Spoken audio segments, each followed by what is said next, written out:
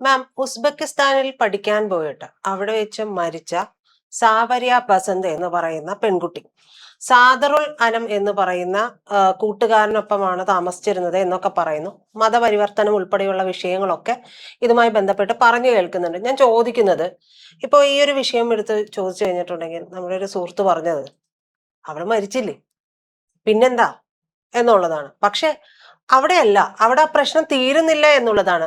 കാരണം മാമിന് അറിയാലോ, ഒരുപാട് സോഷ്യൽ ഇഷ്യൂസിലൊക്കെ ഇടപെടുന്ന ഒരാൾ കൂടിയാണ്. അപ്പോൾ ഈ ഒരു വിഷയം ഒറ്റപ്പെട്ട വിഷയമായിട്ട് മാറുന്നില്ല. ഇത് ഓരോന്നോരോന്നായി ചേരുമ്പോൾ വലിയ ഒരു ചെയിനായിട്ട്, അല്ലെ, ഒരു ബണ്ടിൽ ഓഫ് പ്രശ്നമായിട്ട് ഇത് നിലനിൽക്കുന്നുണ്ട്. ഇതിൽ എന്തൊക്കെയാണ് പ്രശ്നങ്ങൾ? മാതാപിതാക്കൾ ശ്രദ്ധിക്കേണ്ടതുണ്ടോ? ഈ മതപരിവർത്തനം എന്ന് പറയുന്ന കാര്യം അതിൽ നടന്നിട്ടുണ്ടോ?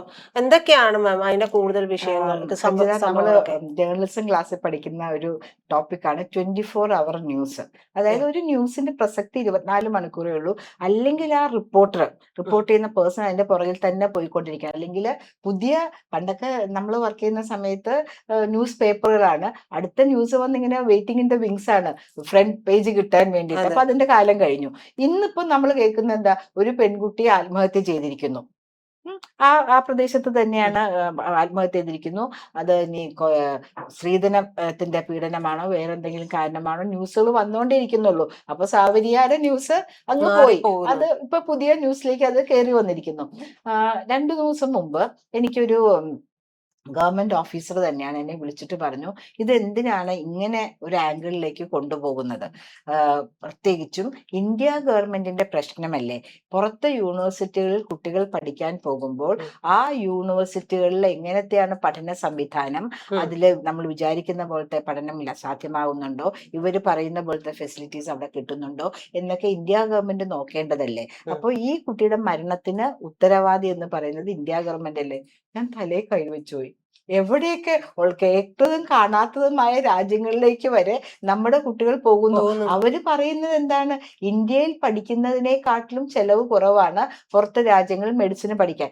അദ്ദേഹം ചോദിച്ചൊരു പോയിന്റ് ഉണ്ട്, ഈ കുട്ടികൾക്ക് എല്ലാവർക്കും പഠിക്കാൻ പറ്റുന്ന പോലത്തെ മെഡിക്കൽ കോളേജുകൾ ഇന്ത്യയിൽ തുറന്നാൽ തീരാവുന്ന പ്രശ്നമല്ലേ ഉള്ളൂ. ഇത് പറഞ്ഞിട്ട് തന്നെയാണ് പ്രൈവറ്റ് സെക്ടറിൽ എഞ്ചിനീയറിംഗ് കോളേജ് തുറന്നത്. ഇപ്പൊ അവിടെയെങ്കിലും പഠിക്കാൻ കുട്ടികളില്ലാഞ്ഞിട്ട് അതൊക്കെ പൂട്ടുകയല്ലേ. മാത്രമല്ല, ഇത്രയും അധികം ഗവൺമെന്റ് ഡോക്ടേഴ്സിന് ഇന്ത്യക്ക് ആവശ്യമുണ്ടോ എന്നുള്ളതും കൂടിയുണ്ട്. ഇവിടെ പഠിക്കുന്ന കുട്ടികൾ ഓരോരുത്തർക്കും വേണ്ടി ഇത്രയധികം തുക നമ്മൾ കൊടുക്കുന്ന ടാക്സിൽ നിന്നും ചെലവാക്കുന്നുണ്ട്, പ്രത്യേകിച്ചും ഗവൺമെന്റ് കോളേജുകളിൽ. അവരൊരു ഡിഗ്രി എടുത്താൽ ഉടനെ പുറത്തേക്ക് കിടക്കുകയല്ലേ ചെയ്യുന്നത്. അവരുടെ കമ്പൽസറി മാൻഡേറ്ററി ആയിട്ടുള്ള ഹൗസ് സർജൻസി കഴിഞ്ഞാൽ ഉടനെ അവർ പുറത്തേക്ക് പോവുകയല്ലേ. പുറത്തേക്ക് പോകുവാൻ വേണ്ടി നമ്മളുടെ കാശ് ചെലവാക്കി നമ്മൾ ഇവരെ പഠിപ്പിച്ച് ഡോക്ടർമാരാക്കേണ്ടതുണ്ടോ എന്നതും കൂടെ പ്രബുദ്ധ കേരളത്തിന്റെ മുമ്പിലെ, പ്രബുദ്ധ ഇന്ത്യയുടെ മുമ്പിൽ നമ്മൾ വെക്കേണ്ട ചോദ്യമല്ലേ. അപ്പൊ ഇദ്ദേഹം പറഞ്ഞ ചോദ്യം കേട്ടെന്ന് മുതൽ എന്നോട് കുറെ നേരം ഫോണിൽ സംസാരിച്ച് ആലോചിച്ചുകൊണ്ടിരിക്കുകയാണ്, എന്താണ് ഇതിന്റെ യഥാർത്ഥ അവസ്ഥ. നമ്മളിവിടെ കൂടുതൽ മെഡിക്കൽ കോളേജുകൾ തുടങ്ങുന്നതാണോ, അതോ ഇന്ത്യ ഗവൺമെന്റ് പുറത്തുള്ള എല്ലാ രാജ്യങ്ങളുടെയും മെഡിക്കൽ കോളേജുകളുടെയും അതുപോലെയുള്ള അനുബന്ധ സ്ഥാപനങ്ങളുടെയും, ബാക്കി എഞ്ചിനീയറിംഗ് ആവട്ടെ, MBA ആവട്ടെ, ലോ വരെ പഠിക്കാൻ കുട്ടികൾ പുറത്തേക്ക് പോകുന്നുണ്ട്, കുക്കിംഗ് പഠിക്കാൻ പുറത്തേക്ക് പോകുന്നുണ്ട്. പ്രജിതയ്ക്ക് അറിയാമോ, ഒരു ആഴ്ചയിൽ 2-3 ഫോൺ കോളുകളെങ്കിലും എനിക്ക് കിട്ടും. ഒന്ന് ഗസ് ചെയ്യൂ എന്ത് ഫോൺ കോൾ ആണെന്ന്. പറ്റൂല, എന്നാലും എന്റെ ഒരു ആഗ്രഹത്തിന് പറഞ്ഞതാ. ഇത്തരത്തിലുള്ള വിഷയങ്ങൾ, ഇത്തരത്തിലും എത്തരത്തില്, അതായത് ഈ പറയുന്ന കുട്ടികളുടെ പ്രശ്നങ്ങളുമായി ബന്ധപ്പെട്ട വിഷയങ്ങൾ, കുട്ടികൾ ഉണ്ടാക്കിയ പ്രശ്നങ്ങളുമായിട്ട് പ്രശ്നങ്ങൾ. അതായത് ഇവരെയൊക്കെ പുറത്തേക്ക് അയക്കുവാൻ വേണ്ടിയിട്ട് അച്ഛനമ്മമാര് വീട് പണയം വെക്കും. ഭയങ്കര സമരമാണ്. എന്റെ ഫ്രണ്ട് പോകുന്നു, ഞങ്ങൾക്ക് ഡോക്ടറാണ്. പിന്നെ അച്ഛനമ്മമാർക്ക് എന്റെ മകൾ ഡോക്ടർ, മകൻ ഡോക്ടറായി, മകൻ അവിടെ നിന്ന് എഞ്ചിനീയറിംഗ് പാസ്സായി എന്നൊക്കെ പറയാൻ അവർക്കും ഒരു ഇതുണ്ടല്ലോ. അപ്പൊ ഉള്ളതും ഇല്ലാത്തതൊക്കെ ഒന്നുമില്ലെങ്കിൽ വിൽക്കും, അല്ലെങ്കിൽ കൊണ്ട് പണയം വെക്കും. മിക്കവാറും പണയം വെക്കുന്നത് കോപ്പറേറ്റീവ് ബാങ്കുകളാണ്. അവിടെയാണെങ്കിൽ ഏറ്റവും ഹയസ്റ്റ് ഇൻട്രസ്റ്റ് റേറ്റ്. അവിടെ പോകുമ്പോൾ ഇപ്പൊ സാവരിയുടെ കാര്യം ഉൾപ്പെടെയുള്ള നമ്മൾ കേൾക്കുന്നത് പോലെ ഈ കാണുന്ന സ്വർഗലോകത്തേക്കല്ല അവര് പോകുന്നത്, നരകത്തിലേക്കാണ് പോകുന്നത്. ഈ ഹോസ്റ്റലിൽ തന്നെ, കോളേജിലെ ഹോസ്റ്റലിൽ തന്നെ ആൺകുട്ടികൾക്കും പെൺകുട്ടികൾക്കും സെപ്പറേറ്റ് ഹോസ്റ്റൽ ഉണ്ട്. അങ്ങനെയാണ് ഇങ്ങനെയാണ്, നല്ല സമൃദ്ധമായ ഭക്ഷണമാണെന്നൊക്കെ പറഞ്ഞിട്ടാണ് സാവരിയുടെ പേരൻസ് ആ കുട്ടിയെ അയച്ചിരിക്കുന്നത്. അവിടെ ചെല്ലുമ്പോഴാണ് മനസ്സിലാവുന്നത് ഇതൊന്നുമില്ല. ചാള പോലത്തെ ഒരു സ്ഥലത്തിലാണ് ഇവർ താമസിക്കുന്നത് മനസ്സിലാവുന്നത്. സാവരിക്ക് പറയാൻ പറ്റുമോ, അച്ഛ ഇവിടെ അമ്മേ ഇതാണ് അവസ്ഥ, എനിക്ക് തിരിച്ചു വരട്ടെ, ഉള്ളതും ഇല്ലാത്തതും, അല്ലെങ്കിൽ ഇവർക്ക് ഉണ്ടെന്ന് തന്നെ വെച്ചോ, ഇത്രയും അധികം ലക്ഷക്കണക്കിന് രൂപ കൊടുത്തിട്ടായിരിക്കും അവിടെ അഡ്മിഷൻ മേടിച്ചിട്ടുള്ളത്, തിരിച്ചു വരാൻ പറ്റുമോ?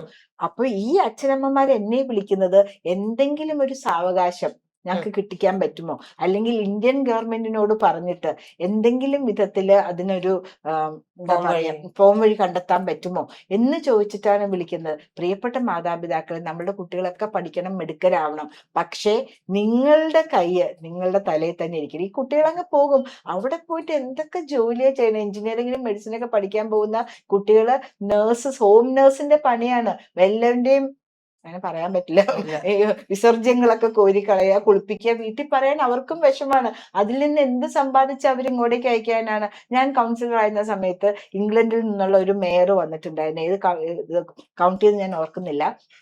അദ്ദേഹം പറയായിരുന്നു, എത്ര ഫോൺ കോളുകളാണ് സാർ ഒന്ന് രക്ഷപ്പെടുത്തു എന്നും പറഞ്ഞിട്ട് വരുന്നത് എന്ന് അദ്ദേഹം പറയുകയായിരുന്നു.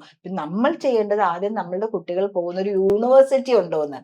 ശശീല ടീച്ചറുടെ ഒരു വീഡിയോ ഞാൻ കാണുണ്ടായി. ഈ സാവരിയം മരിച്ച കോളേജിന് 3 ഡിഫറെന്റ് പേരുകളുണ്ട്. 3 ഡിഫറെന്റ് പേരുകൾ. ഒന്ന് പറയുന്നത് ഇസ്ലാം ഒരു യൂണിവേഴ്സിറ്റി, പേര് ഓർക്കുന്നില്ല, അത് മുസ്ലിം രീതി അനുസരിച്ച് ആൺകുട്ടികൾക്കും പെൺകുട്ടികൾക്കും പ്രത്യേക രീതിയിൽ താമസിക്കുകയും പഠിക്കുകയും ഒക്കെ ചെയ്യാം എന്ന് പറഞ്ഞ ഒരു ഇത്. സാവരിയ പോയിരിക്കുന്ന കോളേജിന്റെ പേര് അതേ കോളേജ് തന്നെയാണ്, വേറെന്തോ പേരാണ്, അത് ഓപ്പൺ സാധാരണ പോലത്തെ ഒരു കോളേജ്. പിന്നെ വേറൊരു പേരും കൂടെ ശശീല ടീച്ചർ പറയുന്നുണ്ട്, ഞാൻ ജസ്റ്റ് ഇങ്ങനെ ഹെയർ ചെയ്ത് പോയതാണ്, നോട്ട് ഡൗൺ ചെയ്തില്ല. എന്തായാലും ഒരു കോളേജിന്, ഒരേ സ്ഥലത്തുള്ള ഒരേ കോളേജിന് 3 പേരിലാണ് പ്രവർത്തിക്കുന്നത്.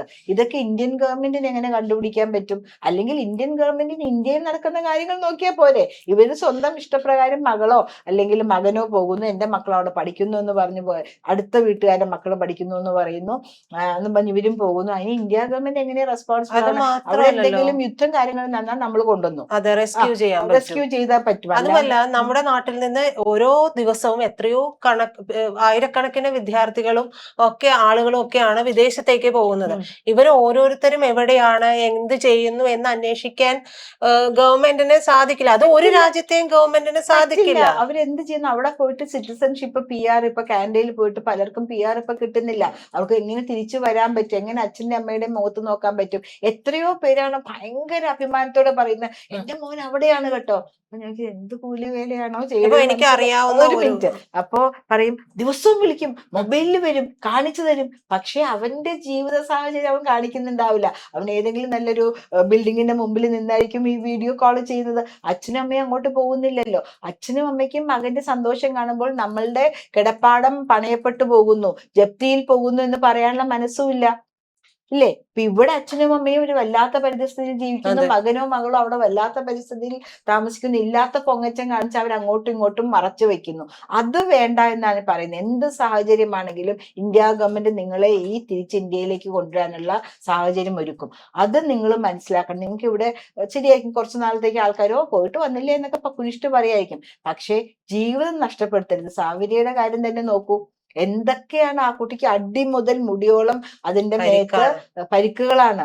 ഒരു ലാപ്ടോപ്പ് കൊണ്ട് അടിച്ചാൽ അത് പരിക്കിങ്ങനെ ഒഴുകി ഇറങ്ങി വന്ന് ശരീരം മുഴുവൻ വ്യാപിക്കും. എന്തുകൊണ്ട് ആ കുട്ടിയുടെ ക്ലാസ്മേറ്റ്സ് അല്ലെങ്കിൽ മുറിയന്മാരും താമസിക്കുന്ന ആൾക്കാര് ഇത് റിപ്പോർട്ട് ചെയ്തില്ല? ഗവൺമെന്റിന് റിപ്പോർട്ട് ചെയ്തില്ല? ഇന്ത്യൻ എംബസി ഉണ്ടല്ലോ, she could have just taken the phone and dial the Indian embassy number. Next മിനിറ്റിൽ അവിടെ ഉണ്ടാകും. എനിക്കറിയാം, നെക്സ്റ്റ് മിനിറ്റിൽ അവർ അവിടെ ഉണ്ടാവും. ആ കുട്ടിക്ക് ആ ഫോൺ എടുത്ത് ഉപയോഗിക്കാൻ പോലും പറ്റാത്ത അവസ്ഥയിലായിരുന്നോ? ആ കുട്ടി ബന്ധനസ്ഥയായിരുന്നോ? ഒന്നും നമ്മൾ അറിയുന്നില്ല, അല്ലെ? ഇപ്പൊ ഇവിടെ വന്നിട്ട് ആ കുട്ടിക്ക് രണ്ടാമത് റീപോസ്റ്റ്മാർട്ടം, ആ കുട്ടിയുടെ പേരൻസും ആ കുട്ടിയുടെ സഹോദരിയുടെ ഭർത്താവാന്ന് തോന്നുന്നു, ദുബായിൽ നിന്ന് നേരെ പോയിട്ട് എല്ലാം ചെയ്തേക്കണം. അവര് ശരിക്കും കറക്റ്റ് ഇതിലാ പോകുന്നത്. നഷ്ടപ്പെട്ടത് അവർക്കാണ്, അല്ലെ? എന്തുമാത്രം സ്വപ്നങ്ങളോടുകൂടിയാണ് ആ കുട്ടി അങ്ങോട്ടേക്ക് അയച്ചിട്ടുണ്ടാവുക. അവര് കറക്റ്റ് വഴിയിലാണ് പോകുന്നത്. ഞങ്ങൾക്ക് നീതി വേണമെന്ന് പറഞ്ഞാൽ നമ്മളെല്ലാവരും അവരോടൊപ്പം ഉണ്ട്. ഉറപ്പായിട്ടും ഇത് കണ്ടുപിടിക്കണം. എന്തായിരുന്നു യഥാർത്ഥ ചേതോവികാരം ഈ പയ്യൻ മാത്രമേ ഉണ്ടായിട്ടുണ്ടോ? നമ്മൾ കാണുന്നുണ്ട് പെൺകുട്ടികളും ഇൻവോൾവ് ആകാം.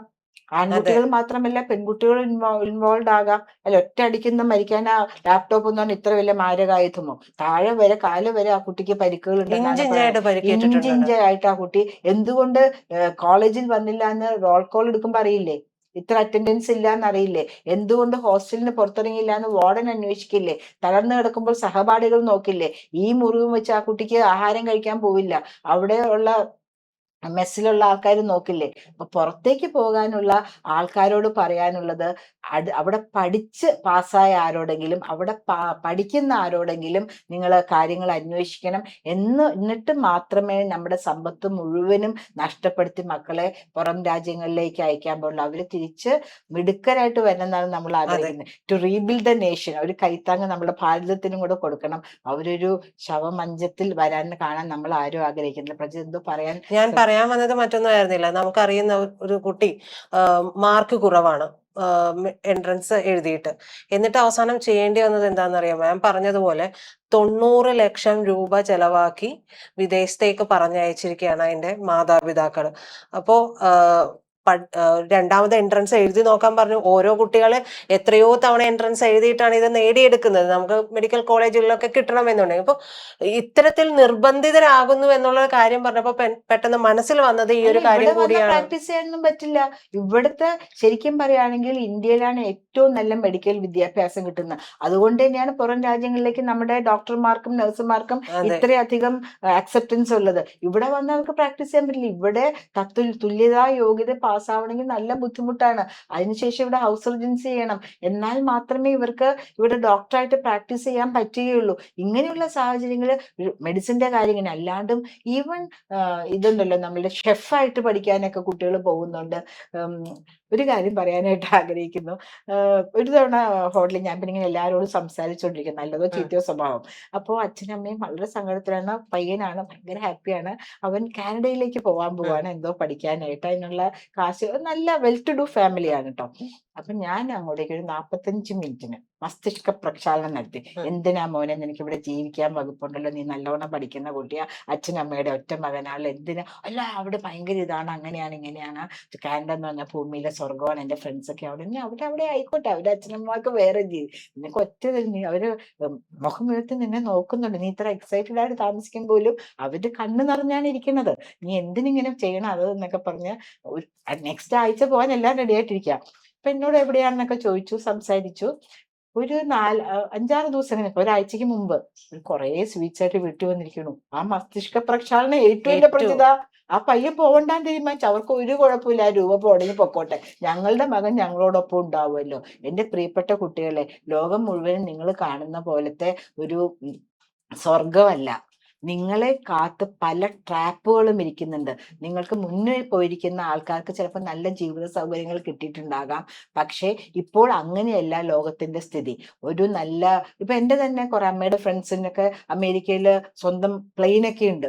പക്ഷെ ഇപ്പൊ പോകുന്ന ആൾക്കാർക്ക് അങ്ങനത്തെ ഒരു അവസ്ഥ ആവണമെന്നില്ല. കാരണം ഇറ്റ്സ് ഓൾ സാച്ചുറേറ്റഡ് അല്ലേ? അപ്പൊ അതുകൊണ്ട് ഇന്ത്യൻ എംബസിയുമായി ബന്ധപ്പെടുക. ഈ പറയുന്ന കോളേജുകൾ ശരിക്കും തന്നെയുള്ള കോളേജുകളാണോ, എന്തൊക്കെയാണ് സൗകര്യങ്ങൾ, ഇവർക്ക് ആക്സെപ്റ്റൻസ് ഉണ്ടോ, ഇവർ അക്രഡിറ്റഡ് ആണോ എന്നുള്ള കാര്യങ്ങൾ ഇന്ത്യൻ എംബസിയുമായി സംസാരിച്ച് ഉറപ്പുവരുത്തിയതിന് ശേഷം മാത്രം നിങ്ങൾ ഒരു കാലം മുന്നോട്ട് വെക്കുക. നിങ്ങളുടെ അച്ഛനും അമ്മയ്ക്കും നിങ്ങൾക്കും നിങ്ങളുടെ ജീവിതം പ്രധാനപ്പെട്ടതാണ്.